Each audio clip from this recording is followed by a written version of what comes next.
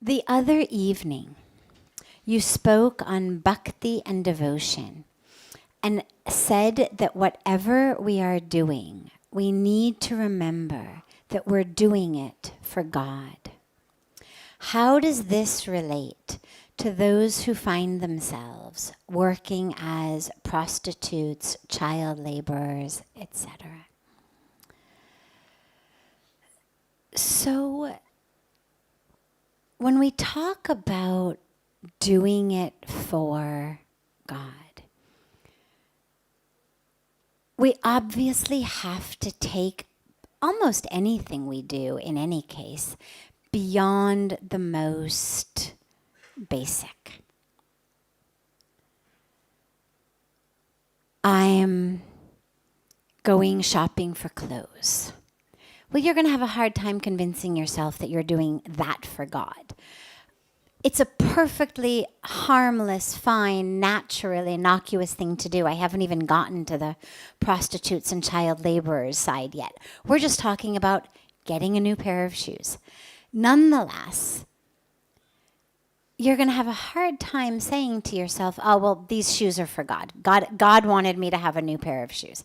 God thought that, my old clothes made me look really bad, and so God's the one. I mean, it would be a good rationalization of why you're spending so much money shopping, but not a real deep and honest experience. When I talk about doing it for God, it's the awareness of the fact that all is God. Let me back up for a minute. There are several different layers and levels of existence that are operating simultaneously. And we get confusion when we start mixing and matching levels. And it's none that's better or worse, but for example, on the highest, truest, deepest level, there is nothing but God. Not just one God, but literally nothing but God. We have mantras, we have teachings, we have an incredible amount of emphasis placed in the scriptures by the sages, by the saints, in their commentaries on the scriptures, on the fact that there is nothing but God. Now that's one level of existence, meaning everything else is an illusion.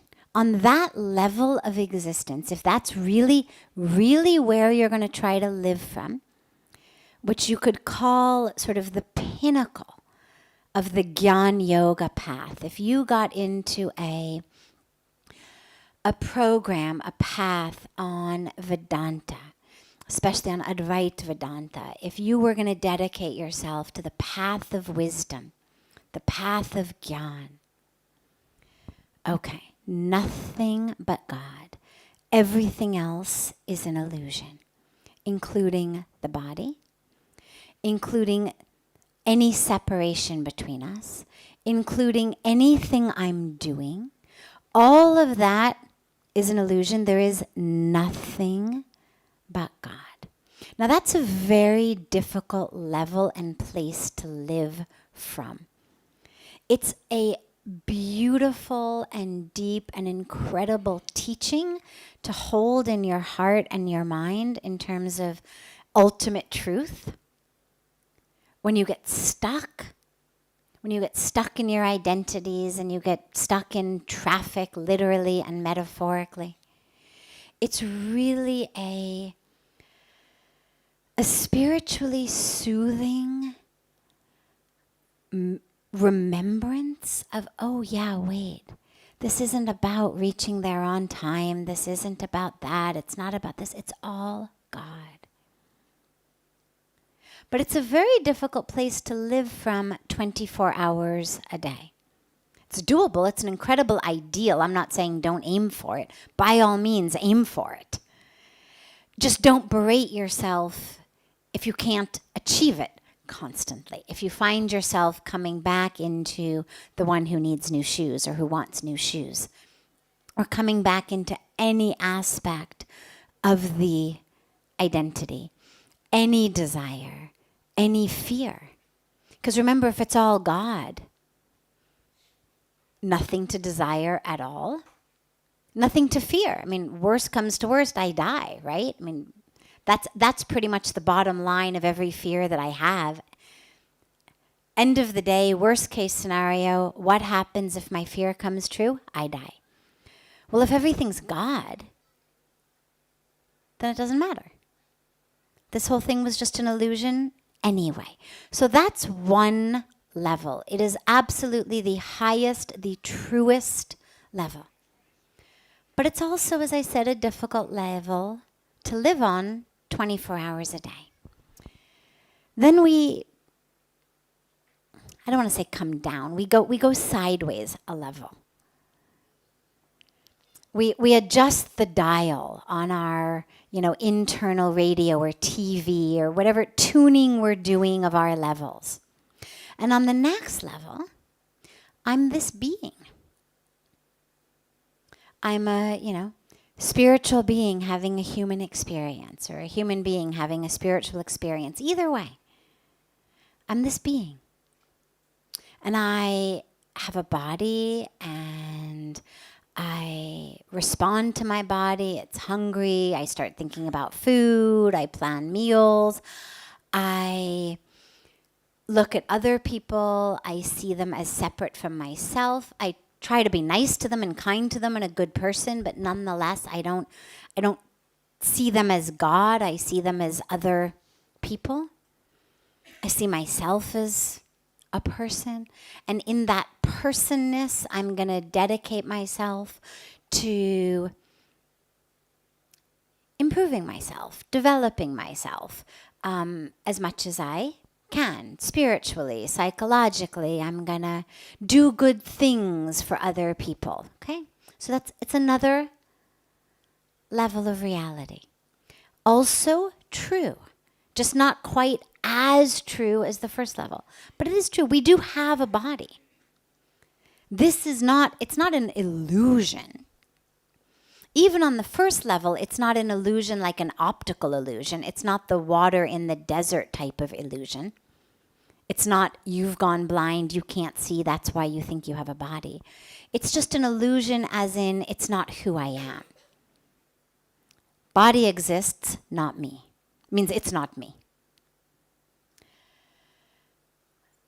Next level, okay, I'm here. I'm a person. I have goals, I have dreams, I have fears, I have all of that. I want to buy a pair of shoes.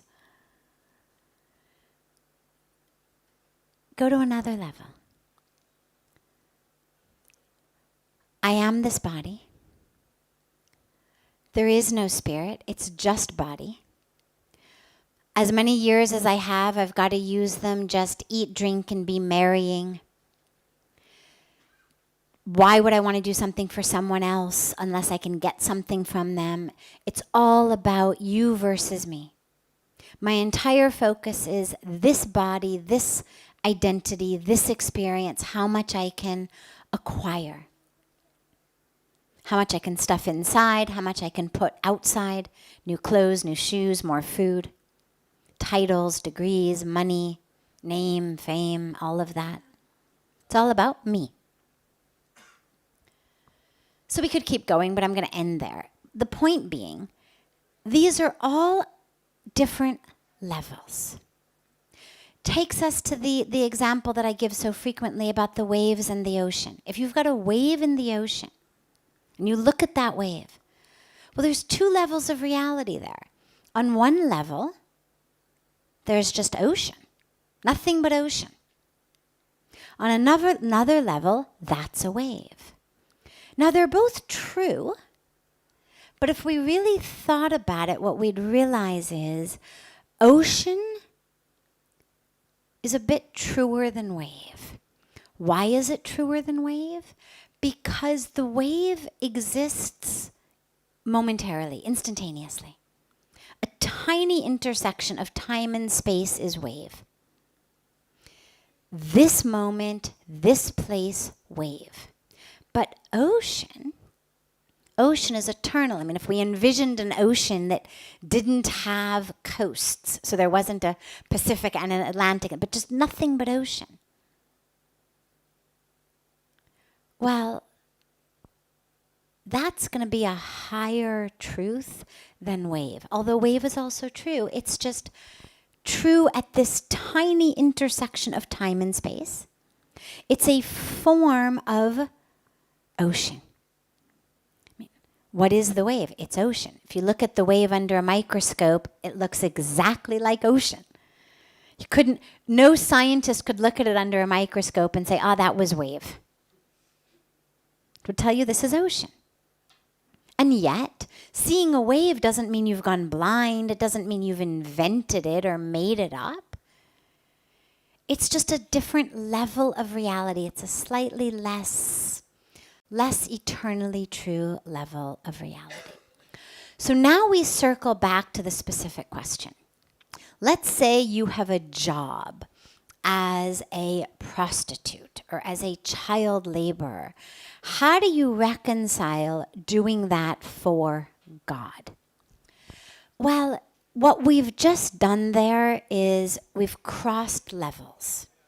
So we've taken my role, my job, my identity, and have said, I'm going to identify as that. I'm going to identify as a prostitute. I'm going to identify as the child laborer. But then I'm going to cross into there's nothing but God, therefore it's God who's making this happen level. And this is where we get confused. And it is confusing. You don't be a prostitute or be a child laborer or be a CEO and tell yourself it's all for God as though God needs that. You don't do anything telling yourself it's for God on that physical level. God doesn't need anything from us. Even the pujas that we do, we perform, that's clearly just for God, right? I'm performing a worship ceremony. Well, I'm offering flowers, I'm offering water, I'm offering incense, I'm offering fire. God doesn't need that. God doesn't need my rice. God doesn't need my ghee. God put the flowers on the plants. He doesn't need me to pick them off and offer them. The puja is for God in that through doing the puja, I connect to God. What God wants from us is for us to connect with God.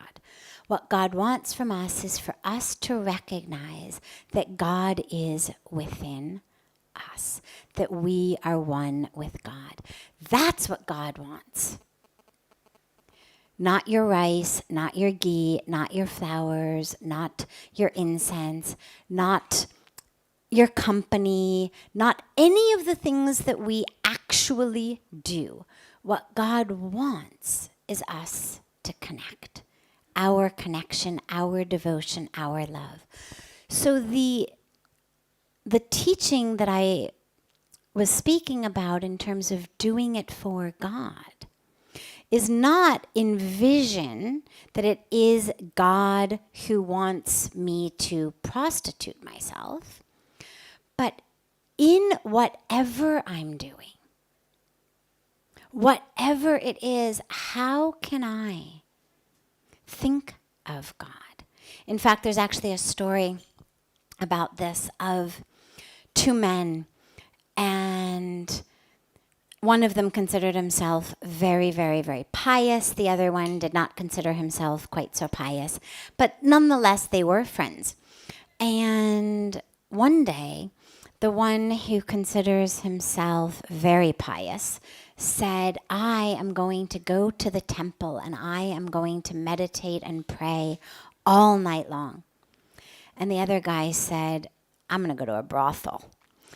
And the one who was very pious said, you know, you are such a sinner and you're going to go to hell and God hates you and you're a horrible person and, you know, all of that.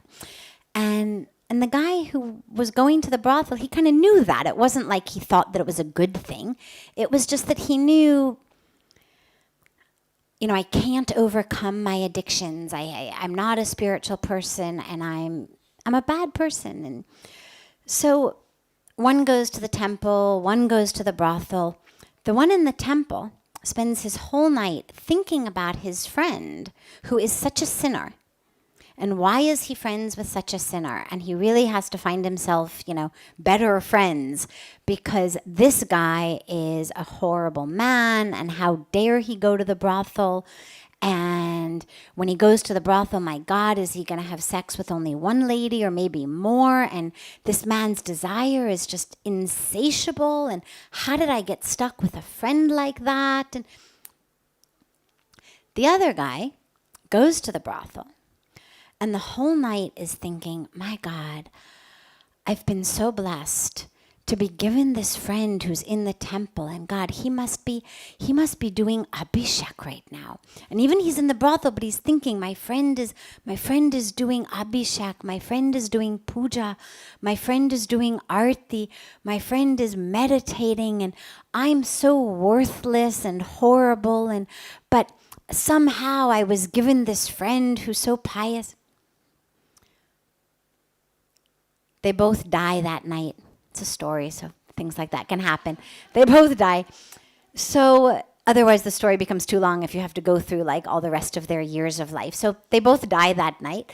And the one who spent the night in the brothel gets taken to heaven.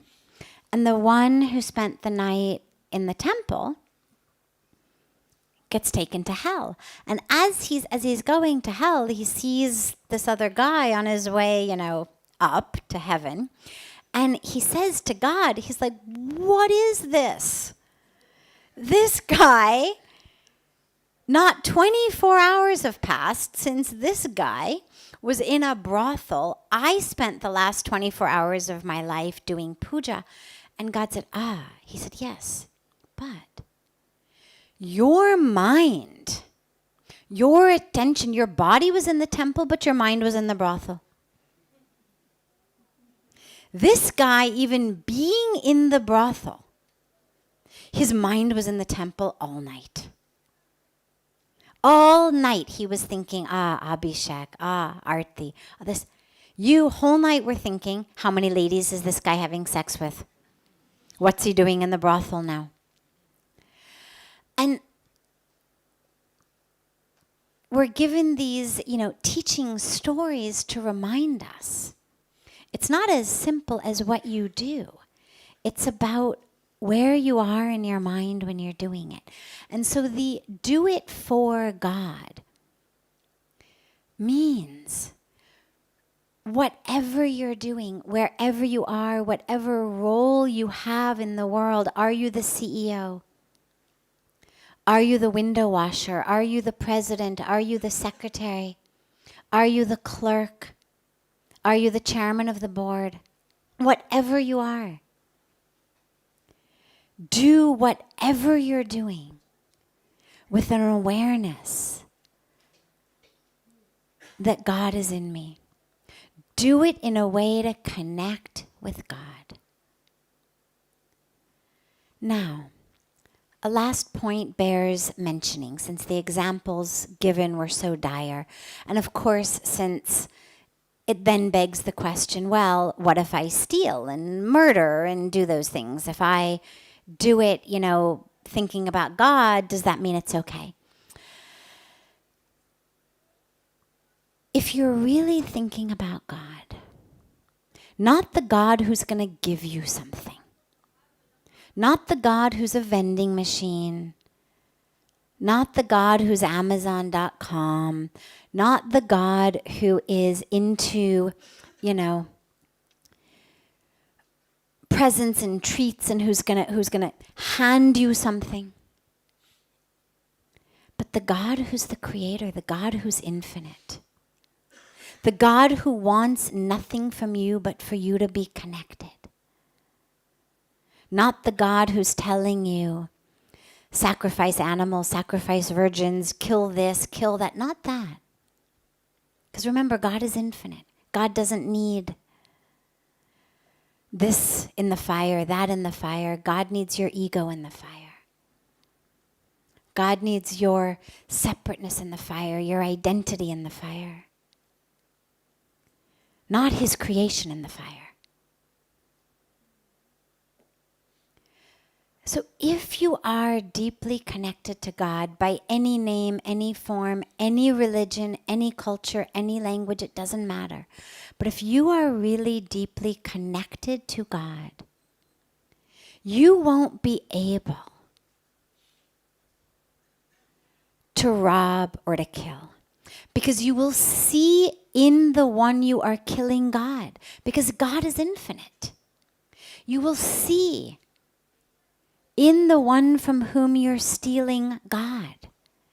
You will experience your own fullness and completeness. There is no need to steal.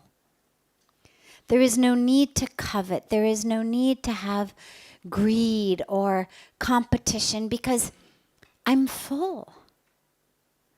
So if you're wondering about, well, if I just take God's name, is it still okay to do these things? If you really take God's name and you really connect with God, you automatically won't be doing those things.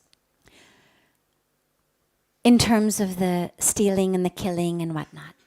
Lastly, though, coming back to the very specifics of the question, of the prostitute, of the child laborer, there are people who are in situations in this world, and it's more than just child prostitutes or child laborers. There are people in situations in this world that they are in, not because God put them there, but because we, who God has created with intelligence, with compassion, with love, instead of using the intelligence and the compassion and the love in our own ignorant identification with our body, in our ego, in our greed, we have created a society in which, whether it's child laborers, whether it's prostitutes, whether it's homeless people, all of them exist because we have complicitly created a society that says, I am a body, I am an object, I have desires, I should be able to purchase whatever I want for my desire. Hence we have prostitutes. We have child laborers because I am a body. That body wants to accumulate money. My identity is how much money I make. I own a company. Costs way too much of my profits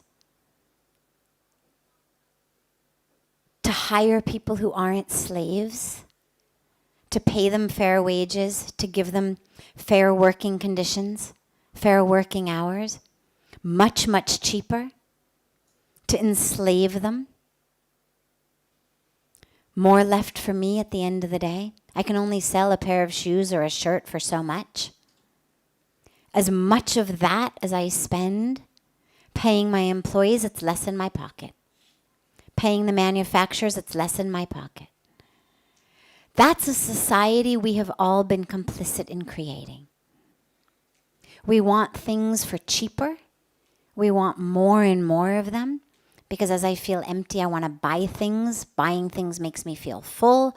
So people who are selling them want to sell them for cheap, so I'll buy more. If they want to sell for cheap and still make money, a lot of it, boom, child labor. Boom, sweatshops. This is not God's doing.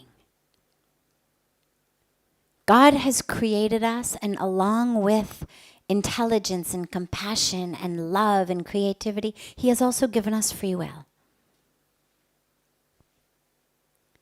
And when we use that free will to push away our compassion and our intelligence and our love, and to embrace our egos and our desires and our ignorance, this is what happens.